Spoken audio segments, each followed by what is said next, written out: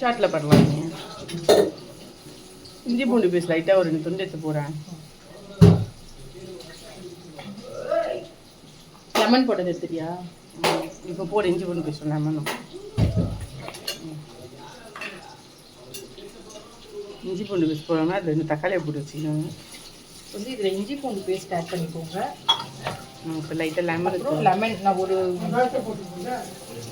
Lemon paste பண்ணிட்டு நல்லா mix பண்ணிடுங்க. மசாலா வந்து எல்லா இதுலேயும் வந்து போகிற மாதிரி பார்த்துக்கோங்க. இது நம்ம வந்து உடனே குக் பண்ண போகிறது இல்லை.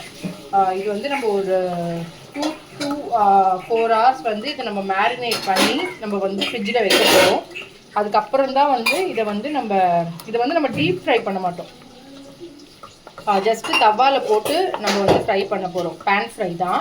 ஸோ நீங்கள் வந்து எல்லாருமே இது வந்து சாப்பிட்லாம். ஸோ ஒன்றும் ப்ராப்ளம் கிடையாது. சரிங்களா? இது நம்ம மேரினேட் பண்ணி எடுத்ததுக்கப்புறம் ஃப்ரை பண்ணுவோம்.